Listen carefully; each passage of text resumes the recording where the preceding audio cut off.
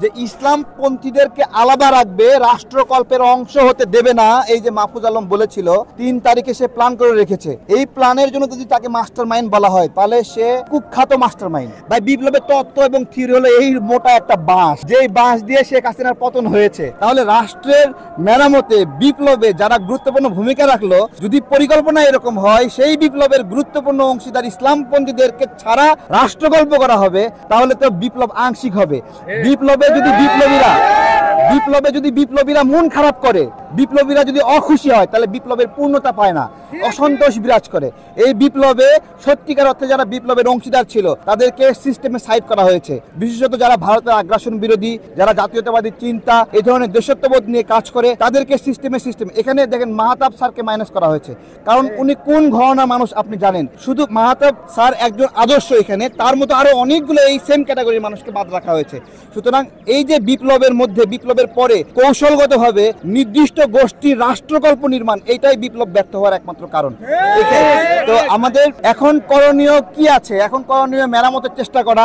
এখনো সুযোগ আছে কিছু কিছু ভালো মানুষকে এই সরকারের ভিতরে ঢুকিয়ে এগুলো করা, কিন্তু সেগুলো কতটুকু করবে আমরা জানি না।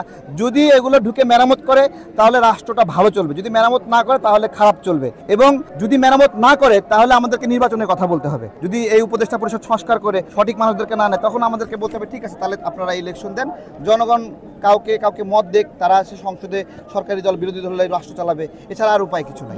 যারা 2024-এর গণ অভ্যুত্থানের ব্যানার তৈরি করেছেন, বৈষম্য বিরোধী আন্দোলন, এই যে ব্যানার, এই ব্যানার যারা তৈরি করেছেন তাদেরকে সাধুবাদ জানাই। তাদের এই উদ্যোগ, তাদের এই লড়াইয়ের কারণে আমরা মুক্তি পেয়েছি। কিন্তু এই গণ অভ্যুত্থান শুধুমাত্র তাদের একার লড়াই ছিল না, তারা একটা সময় আত্মসমর্পণও করেছিল। আমরা রাজনৈতিক কর্মীরা সেই সময় সাহসের সঙ্গে লাঠি হাতে নিয়ে বলেছিলাম কোনো সংলাপ চলবে না, সংলাপ যে করব না, এটা রাজনৈতিক কর্মীরা আমরা বলেছিলাম। এইটা ওই যারা ব্যানার বানিয়েছিল তারা বলেনি। আমরা বলেছিলাম যে আমরা তোমার সাথে সংলাপ মানি না, তুমি চলে যাও, তুমি খুন করেছো, তোমার হাতে রক্তের দাগ লেগে আছে, আমরা এই অবস্থায়, আমরা এই মৃত্যুপুরী অবস্থায় তোমার সাথে সংলাপে বসবো না, এটা আমরা বলেছিলাম। তারপরে তাদেরকেই ধন্যবাদ জানাই, তাদের ক্রেডিট, তারা এই উদ্যোগটা শুরু করেছে। কিন্তু এই মুহূর্তে দেশের ভালোর জন্য যারা এই বিপ্লবের অংশীদার ছিল তাদেরকে নিয়ে সরকার বানানো জরুরি ছিল।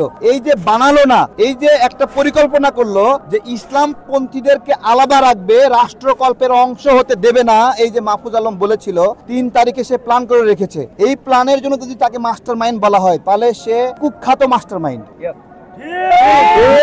ঠিক আছে, ইসলাম বিদ্বেষী মাস্টার মাইন্ড। এগুলো হয় না আসলে।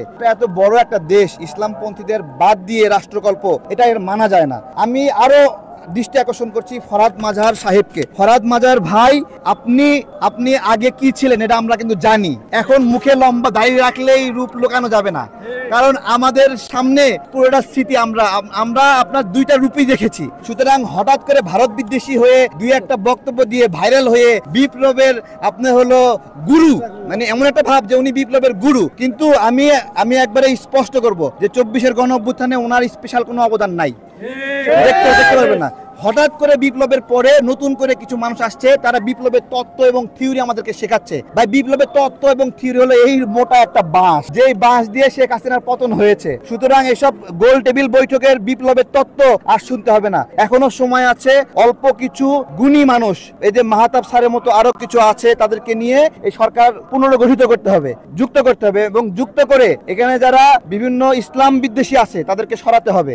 এটা ছাড়া আমাদের ইসলামপন্থীদের বিরুদ্ধে যেই ধরনের তাদের নিয়ত প্রকাশ পেয়েছে যে ইসলামপন্থীদের রাষ্ট্রকল্পের বিরুদ্ধে তারা লড়াই করবে, এই যে নিয়ত মাহফুজ আলমের, এই নিয়ত একটা বিধ্বংসী নিয়ত।